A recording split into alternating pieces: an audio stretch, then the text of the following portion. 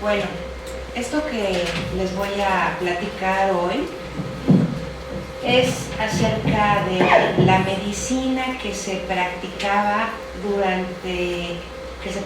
tanto en los Estados Unidos como en México al momento de la primera intervención norteamericana, es decir, entre 1846 y 1848. Y lo voy a abordar a través de este concepto. Bueno, voy a hacer el intento, ¿sí? No sé si ustedes conocen, han oído hablar de este concepto. Es un concepto de sociología médica que se usa muchísimo hoy en día, en particular por los organismos encargados de salud, la OMS, la OPS.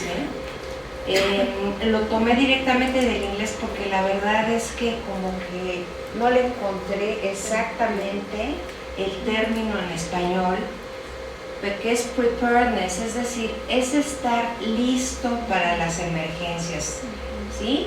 Dice, dentro del campo del manejo de las emergencias, la preparedness puede definirse como el estar listo, estar preparado para responder a una situación de desastre, y que pues hoy en día se han vuelto muy comunes, ¿no? Las situaciones de desastre natural, o de crisis, o cualquier otro tipo de emergencia, ¿sí? Entonces, a partir de ahí voy a tratar de explicar esto. Y aquí encontré más o menos un esquema que representa lo que es la preparedness. ¿Cómo empieza? Hay un proceso de evaluación. ¿Y qué pasa aquí? Se mide el riesgo, ¿sí? Se mide el riesgo de la amenaza. ¿Qué es lo que implica la amenaza? Enseguida, ¿qué es lo que se evalúa? Los elementos que se tienen para enfrentar ese riesgo, ¿sí? Por supuesto, se evalúan las carencias y lo que se tiene para enfrentar. Después se tratan de subsanar esas carencias y se evalúa qué tanto realmente se ha subsanado, qué tanto han sido adecuadas las medidas para subsanar esas carencias. Se ponen en marcha las acciones necesarias y una parte muy importante que es, digamos, el piloteo, ¿sí? La puesta en práctica previa a que ocurra la situación de emergencia. Esta parte es muy importante, yo les pediría que lo tomen en cuenta para lo que vamos a ver, ¿sí? ¿Y qué pasa? Es un ciclo que está constantemente activo, ¿sí? Ustedes dirán, bueno, pero ¿cómo esto de preparedness? Y nos va a hablar del siglo XIX. Pero la preparedness existe en la humanidad desde que la humanidad existe, ¿sí? ¿Cómo se da esto? Pues a través de la experiencia. El hombre, la humanidad va aprendiendo a través de las catástrofes, de las guerras, de las epidemias, ¿sí? Va creando estrategias que va poniendo en práctica y que va modificando cada vez que vuelve a ocurrir el evento, ¿sí? Bueno, pues entonces aquí les voy a poner un ejemplo muy reciente, los atentados que hubo en París el año pasado, el 13 de noviembre de 2015, por la noche. Fue una ola de atentados, fue muy desconcertante. No sé si ustedes veían las noticias en ese momento, era muy, muy desconcertante porque pues daban la noticia que pasaba algo en un lugar y en otro, y era imposible tener una perspectiva de lo que realmente estaba sucediendo, era muy difícil comprenderlo. Entonces esto creó una enorme situación de confusión. ¿Qué es lo que sucedió? Se atacó, hubo un ataque cerca del estadio de fútbol, ¿sí?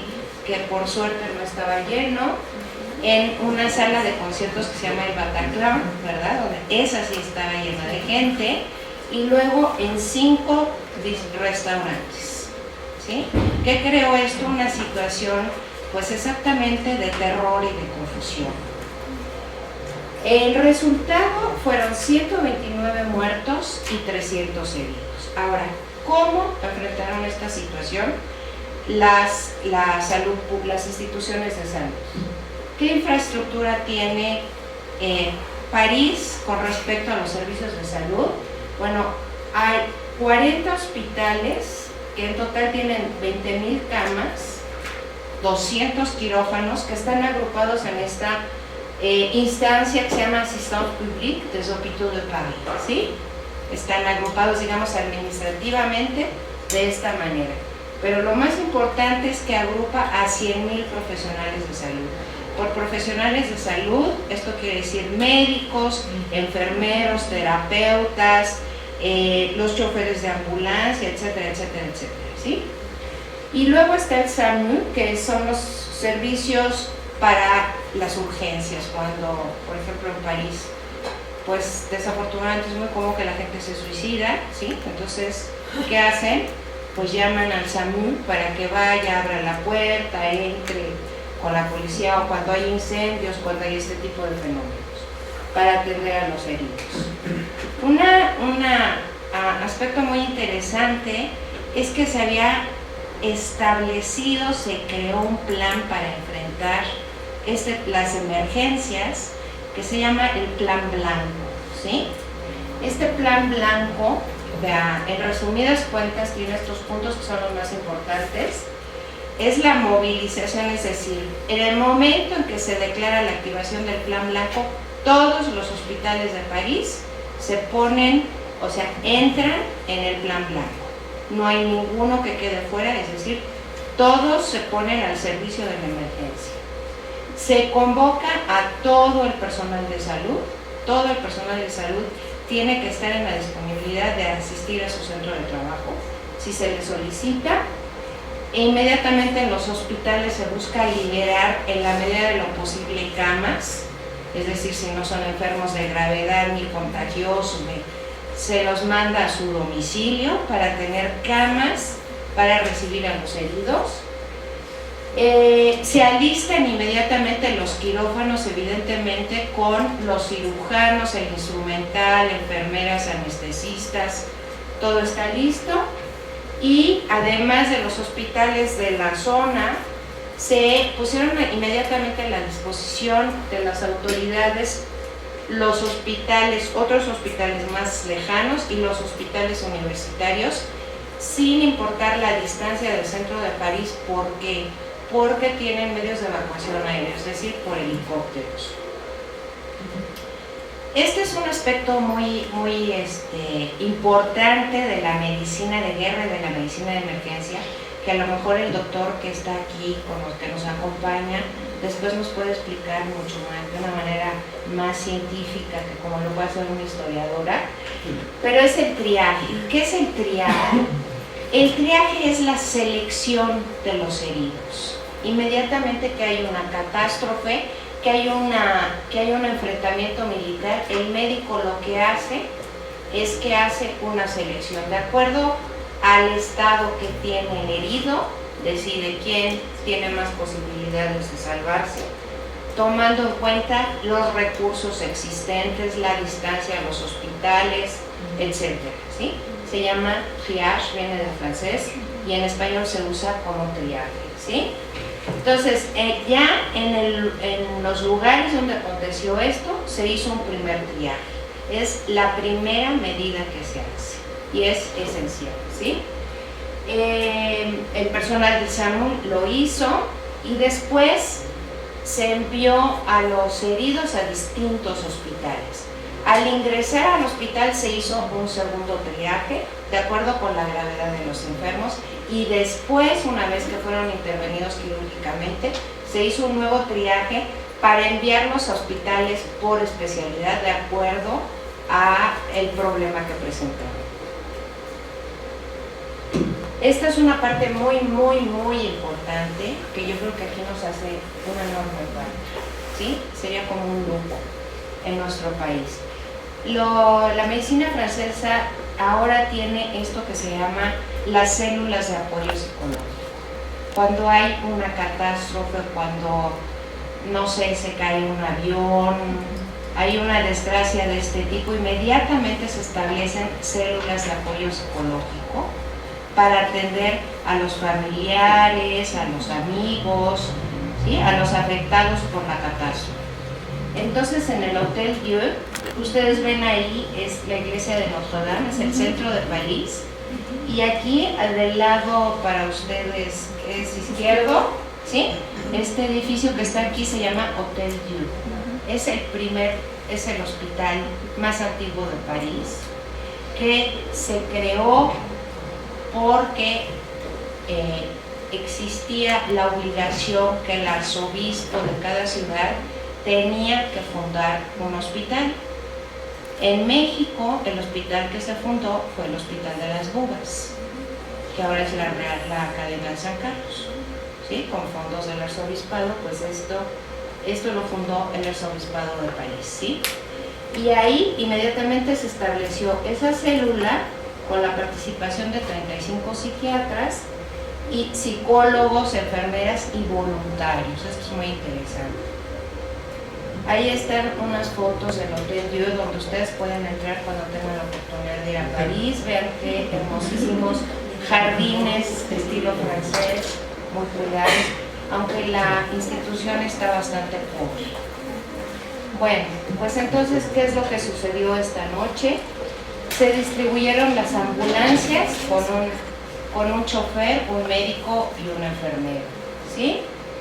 El SAMU tenía organizados a 45 equipos médicos, se atendió 300 heridos, muchos, médicos y enfermeras, sí, que no fueron convocados, de todas maneras se presentaron espontáneamente a los hospitales de su centro de trabajo para dar sus servicios, para prestar sus servicios, ¿sí? Y aquí lo más interesante, que es donde yo quisiera llamar su atención, es que este plan blanco se puso en marcha bastante tiempo antes de que ocurrieran estos atentados. ¿Se acuerdan que hubo un atentado contra un periódico que se llamaba Charlie Hebdo? ¿Sí? A partir de ahí se empezó a hacer este tipo de simulacros y se hacían sistemáticamente. La mañana de ese día se había hecho el simulacro. De tal manera que cuando los convocaron pensaron que era otro simulacro. Esto es algo muy, muy importante en las estrategias de atención en situaciones de catástrofe. Y ahí tienen, bueno, una foto de los equipos de cirujanos, ¿sí? Y ahí dice que para la medianoche de ese día habían terminado ya de intervenir quirúrgicamente a los heridos de mayor gravedad. Todo esto está tomado de un artículo que se publicó en el Lancet, donde escribieron muchos de los médicos que participaron en esta. Se los recomiendo. Bueno, ahora vamos a entrar a qué es lo que caracteriza, grosso modo, la cirugía de guerra. Bueno, es muy diferente a la cirugía de tiempos de paz. ¿Por qué? Porque siempre hay una situación de emergencia, ¿sí? De urgencia, lo cual matiza todo. Entonces, heridos de primera prioridad, ¿qué quiere decir? Pues que tienen su vida en riesgo, ¿sí? Se desarrolla en condiciones muy difíciles. Pues sí, la cirugía de guerra siempre no es en un quirófano, todo aséptico, con todo el personal, sobre todo si pensamos en un campo de batalla, ¿sí? No hay higiene, en fin. Actúa ante bajas masivas, lo que hace necesaria la clasificación de los heridos, ahí está el triaje, y establecer prioridades. Se va al hospital, lo atiendo aquí primero, necesita esto, etcétera, ¿sí? Y aquí el autor de donde yo tomé esta información dijo esto que me parece muy importante: no hay tarea que requiera mayor responsabilidad y experiencia que la clasificación y priorización de heridos, ¿sí? Las acciones quirúrgicas son distintas, pues sí, a las que se llevan en tiempo de paz. Y luego las características de un buen cirujano de guerra, pues tiene que tener excelentes reflejos, por supuesto, capacidad de tomar decisiones, sí, por favor, porque si no, sí, esto lo pide el paciente, se lo impone el paciente. Capacidad de familiarizarse rápida y ágilmente con la magnitud y extensión del evento. y con los recursos existentes, ¿sí? Cómo los va a administrar, tener un excelente autocontrol, ser bueno para tomar decisiones y para dar instrucciones precisas a los que están bajo sus órdenes. Bueno, aquí tenemos otras características de un buen cirujano de guerra. Voy a pasar. Y aquí tenemos un texto de un excelente médico cirujano de guerra de Napoleón, que era el barón Dominique Lavet, que Napoleón le dio la orden de ser varón, es decir, lo nombró varón, ¿sí? En agradecimiento a sus servicios como médico del ejército. Era un excelente cirujano y formó a cirujanos durante las guerras napoleónicas. Hizo una labor extraordinaria. En particular, se distinguió por ejemplo, haber descubierto que se hacían muchísimas amputaciones, era la intervención quirúrgica más común, y se dio cuenta que era mucho mejor y tenía más posibilidades de salvarse el paciente si la amputación se hacía inmediatamente a cuando había casos que se dejaba pasar días y días y días y después se hacía la amputación. Entre más tiempo pasaba, más se aumentaban las probabilidades de muerte del paciente. Y aquí nos dice, también tenemos que pensar en el cirujano, ¿no? ¿Qué le pasa al cirujano? Está haciendo su trabajo en una situación de riesgo muy grande para él, ¿sí? Físicamente, bajo las balas, los cañonazos, etcétera, los bombazos. Y además, en esa época, por lo menos en la época de la Rey, imagínense, dice, no, estoy hablando aquí del viaje, perdón, disculpen, aquí está. Se enfrentaba, el cirujano, en el siglo XIX el cirujano se enfrentaba al caos emocional que representaba para los cirujanos militares estar expuestos a los horrores de la guerra, encarando heridas y lesiones complejas sin esperanza. ¿Por qué? Porque no tenían los conocimientos, ni el instrumental, ni los medicamentos, ni los medios para salvar a la gente, ¿sí? Así como las súplicas de aquellos hombres que sufrían sin esperanza pidiendo la muerte. Para ponernos un poquito en la piel, en los zapatos de esos cirujanos. Bueno, ahora aquí les voy a hablar un poco de qué sucedía con este ejército norteamericano que nos invadió. Esta información que yo les doy es específicamente de los hombres que vinieron con el general Scott, que invadió México por Veracruz. No sé si recuerdan o no esta partecita de nuestra historia. ¿Por qué invadieron por Veracruz? Porque era una estrategia, porque existía un camino en muy buen estado que era el Camino Nacional que se había construido durante la colonia, y eso facilitaba el avance de los tropas. ¿Perdón? La llegada a la capital. Exactamente, que era el centro, era estratégico. La invasión a la capital era la derrota de los mexicanos. Entonces, tomando este modelo que tenemos de preparedness, vamos a ver cómo apreciaron ellos la amenaza a la que se iban a enfrentar. Aquí es muy importante ver que ellos invadían un país, no estaban llevando a cabo la guerra en su país, en su territorio, en condiciones que conocían. Aquí desconocían por completo las condiciones, ¿sí? El primer error de apreciación es que calcularon que iba a ser una guerra rápida.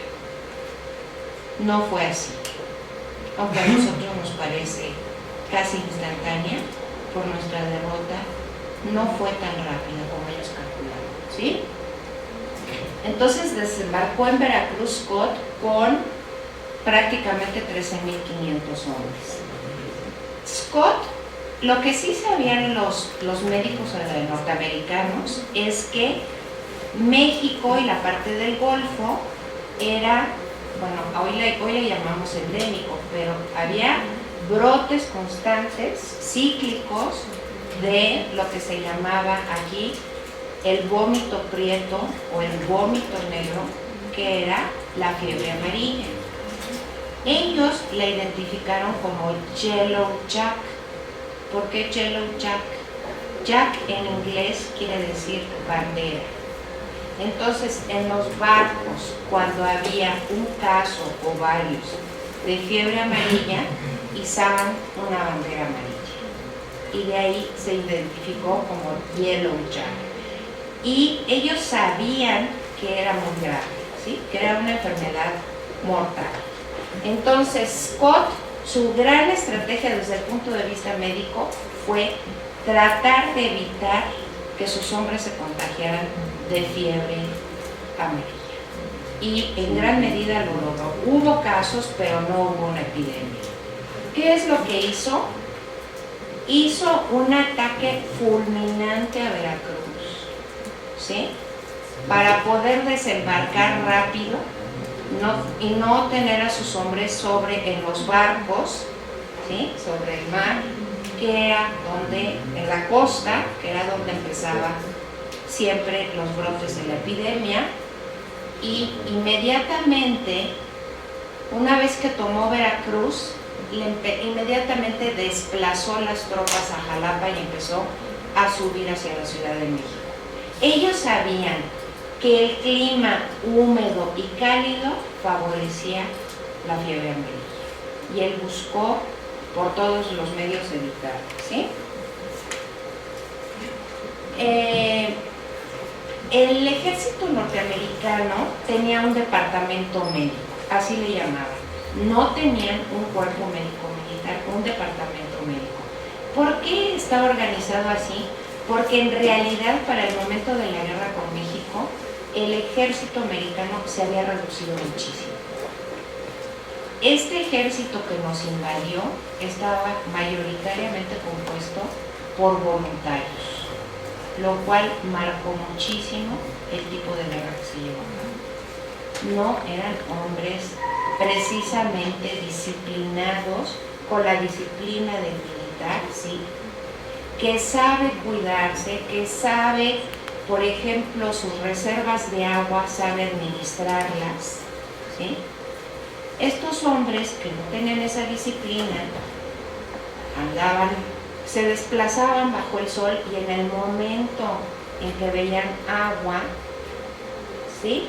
No importa que fuera agua con cadáveres humanos y de caballo, se precipitaban a tomar esa agua.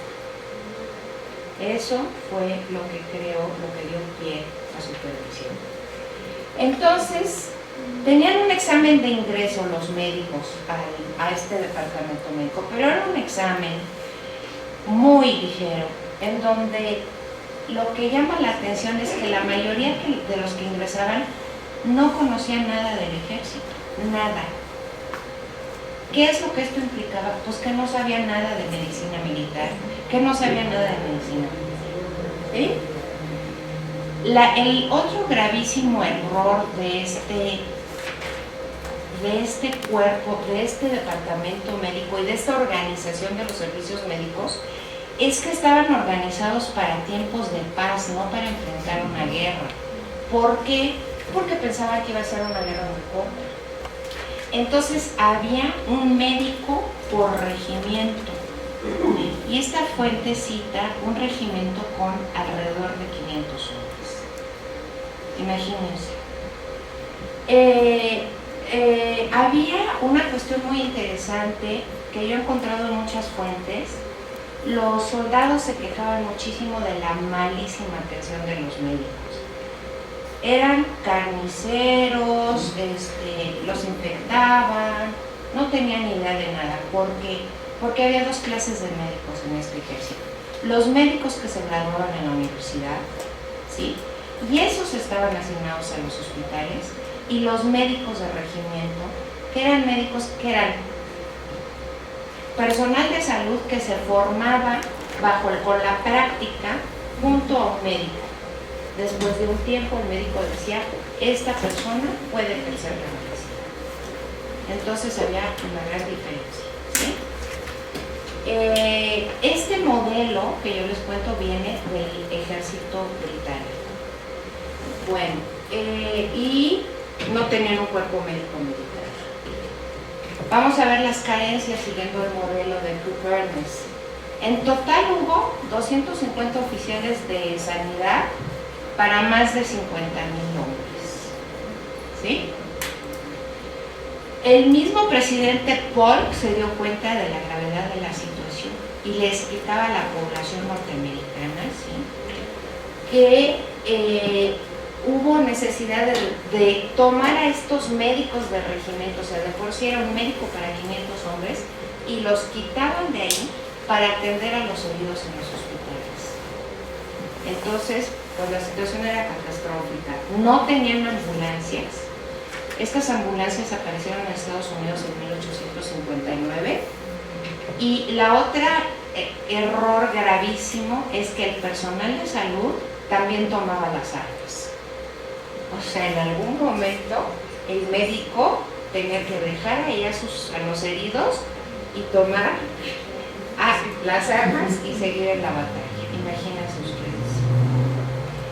Bueno, pues aquí les traje un ejemplo de un testimonio de lo que sucedía dada la escasez de personal de salud. No sé si quieren leer, sobre todo es de un lugarteniente que por supuesto no tenía la más remota idea de cómo se hacía una amputación, ¿verdad? Pero lo que llama la atención es que al final dice: me sentí bastante feliz de convertirme en un muy inexperto asistente. Creo que el doctor se acordará que sostuve brazos y piernas mientras él los amputaba, sin ninguna preparación, por supuesto. La escasez de personal se trataba de subsanar de esta manera. Se tomaba a aquellos que iban a desempeñar las funciones de auxiliares, de enfermeros, de cocineros de hospital y de encargados de salas, de los hombres de línea. O sea, los soldados de repente ya eran auxiliares, ya eran cocineros. Les daban una pequeña compensación, supuestamente, pero lo más importante es que cuando la situación se volvió crítica, los pacientes que estaban convalecientes llevaban a cabo estas funciones. Bueno, en la premura que tuvieron, el presidente Polk estaba muy apurado de que se llevara a cabo esta invasión a México. Uno de los graves errores de esta invasión es que no todos los soldados, no todos los hombres de este ejército fueron vacunados contra la viruela. Por otra parte, este ejército estaba conformado por europeos que habían emigrado a Estados Unidos, muchos recientemente, a tal grado que había algunos que no hablaban inglés.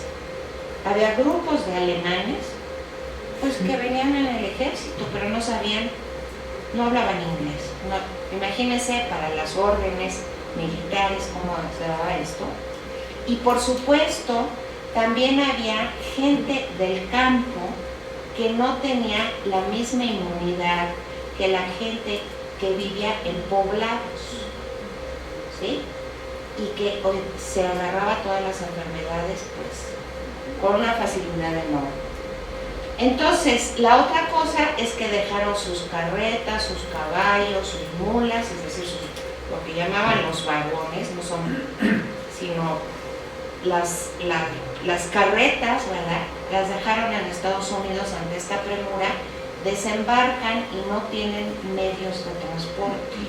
No tienen medios de transporte para los víveres, no tienen medios de transporte para los heridos, no tienen medios de transporte para las tiendas de campaña, de tal manera que los soldados tenían que hacerse sus tiendas de campaña, sus refugios, con pedazos de leña, con piedras, ¿sí? Entonces imagínense a una persona que tiene una diarrea terrible, a la cual le han practicado una sangría para ver si mejora, caminar por el campo para buscar pedazos de ramas para hacerse un refugio. Estas eran sus condiciones, ¿sí? De ropa acabaron prácticamente desnudos, porque los que tenían uniformes eran los integrantes del ejército regular. Los voluntarios no tenían ropa. ¿Qué hacían? Pues andaban en andrajos y cuando podían se hacían de ropa de los mexicanos, ¿sí? Luego, claro, ya en el campo de batalla, el cirujano hacía la primera curación ahí mismo, en sitio, ¿sí? No tenían ambulancias, no son las ambulancias que nosotros vemos hoy en día, que es un medio de transporte. La ambulancia también era el hospital de campaña, ¿sí? O sea, la tienda de campaña dentro de la cual estaban los cirujanos con su instrumental, ¿sí? Como sería la sala, los quirófanos hoy en día. Bueno, pues no había, eso no lo tenían, entonces ¿qué hacían los cirujanos? Estaba al frente la línea de batalla y ellos estaban esperando atrás de todo eso, en la parte posterior, a que les llevaran a los heridos. No se podía sacar a los heridos cuando el enfrentamiento estaba en curso. Entonces, ¿qué pasaba? Había que esperar a que terminara el enfrentamiento y arrastrar a los heridos hasta donde estaba el sitio. ¿Y qué es lo que hacían? Pues la mayoría de los testimonios dicen lo mismo. Cuando podían, extraer la bala. Cuando podían. Si la bala estaba en la parte del tórax, es decir, el pecho y el abdomen, generalmente eso era una muy mala señal, ¿sí?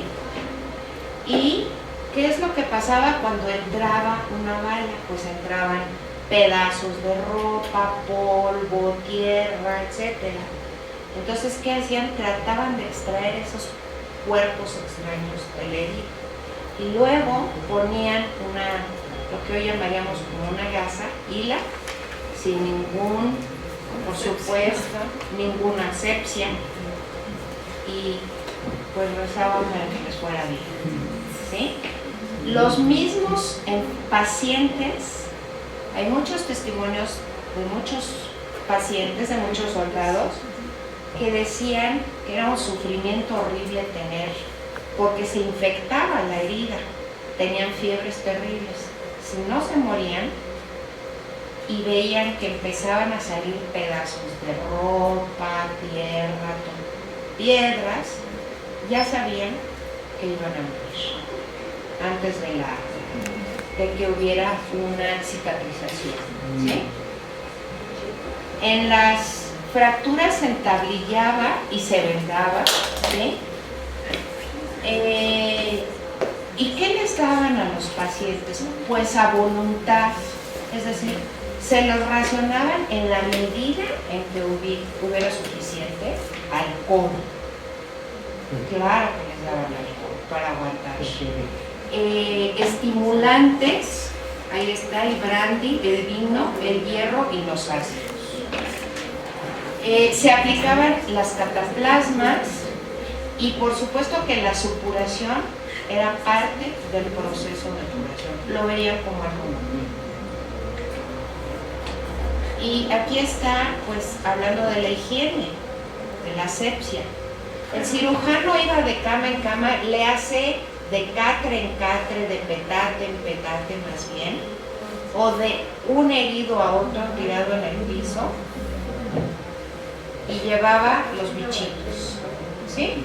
Lo mismo que con las mujeres parturientas, ¿sí? Exactamente, llevaban la muerte en sus manos. La fiebre puerperal. Y bueno, ¿qué eran los hospitales?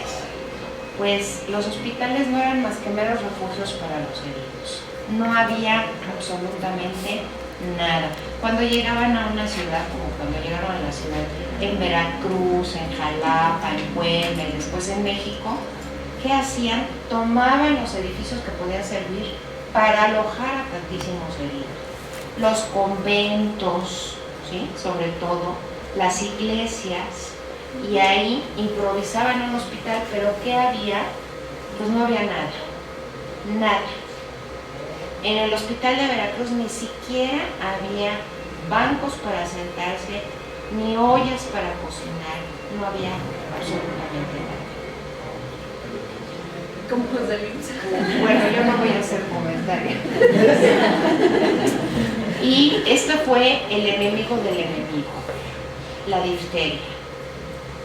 ¿Sí? Esto fue lo que realmente los diezmó.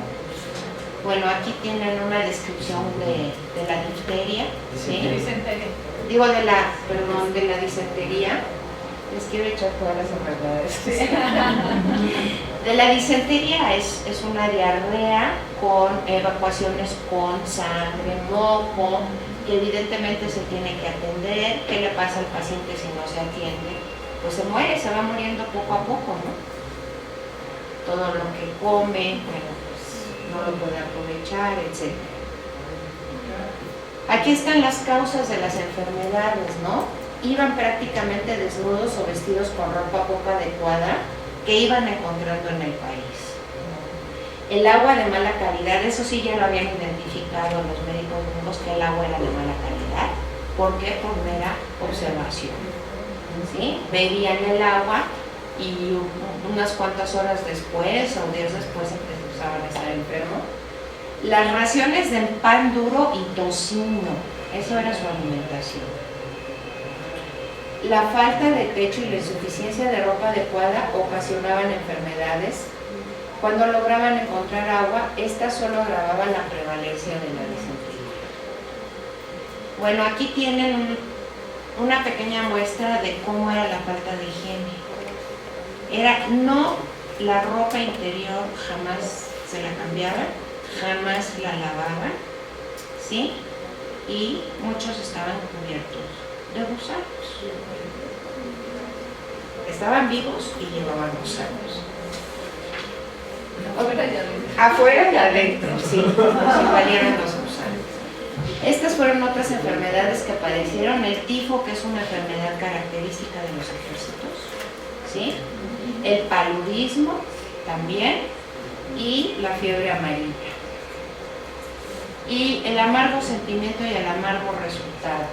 De alrededor de 120,000 efectivos en total, hubo casi 11,000 muertos por enfermedad, casi 10,000 licenciados por razones de salud, y 1,550 muertos por las balas mexicanas. ¿Cómo ven? Esto dejó un muy amargo sentimiento en el ejército americano. ¿Por qué? Porque el morir en el campo de batalla implicaba, pues, convertirse en un héroe, en un orgullo, pero morir por una enfermedad era ridículo. Venir a un país extraño y morir de una enfermedad era ridículo. Bueno, algo sobre la terapéutica: administraban quinina, ¿sí? No hubo avances desde el punto de vista de la medicina, más que utilizaron el éter. El cirujano general del ejército lo utilizó, pero hubo posiciones sumamente conservadoras ante la utilización del éter. Una consecuencia muy importante es que los soldados se llevaron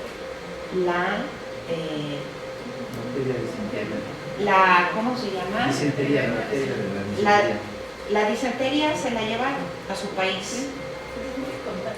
De tal manera que 2 años después hubo 20,000 muertos por la disentería. ¿Sí? Bueno, entre los logros se evitó la propagación de la fiebre amarilla. Desde el punto de vista de la corporación del ejército, por primera vez a los médicos se les dio un grado militar y se les conservó. ¿Sí? No es que se acabó la guerra y se los quitaron. Se les conservó el grado militar. Antes no sucedía eso en los ejércitos. En los Estados Unidos se fundó el Hogar del Soldado y por primera vez se estableció un sistema de pensiones. ¿Ok? Bueno, yo creo que lo dejamos aquí. ¿Ok? Sí. Bueno, les iba a platicar en México. A ver. Yo no sé. Sí, pues, ¿Sí? ¿por qué no nos das una idea? Sí. Bueno, una idea muy rápida. En México sí hubo rebranders. Sí hubo. Este médico Pedro van der Linden, que era un médico belga, vino a México en la década de 1830 y era un médico militar que había estado en el ejército francés, en el ejército belga, entonces estaba bastante bien preparado para esta cuestión de la medicina de guerra. En 1845 le dan una licencia militar para que elabore el reglamento del cuerpo médico militar. Fíjense, en 1845, o sea, que ya veían el asunto. Antes había el cuerpo médico militar anterior, era de 1836, esto es de la guerra de Texas, y había sido un absoluto fracaso. Esos médicos de ese cuerpo médico militar le habían mochado la pata a Santana. Entonces, el 2 de febrero de 1846 se publica, o sea, se proclama oficialmente este nuevo reglamento y el reconocimiento a un nuevo cuerpo médico militar. Y el Congreso de los Estados Unidos declara la guerra el 13 de mayo de ese año. Aquí sí hubo preparación. Bueno, aquí les traje, se preocupó hasta de cómo tenían que ser los uniformes, dependiendo del grado de que ocuparía el médico, ¿sí? Todo muy cuidado, pero lo más importante es esto, que por primera vez, este cuerpo médico militar, por primera vez en la historia de la medicina de guerra de este país, no se iba a dejar abandonado al soldado en el campo de batalla, ni siquiera cuando hubiera un enfrentamiento. Se le iba a auxiliar al fragor de la batalla. Bueno, esa era la intención.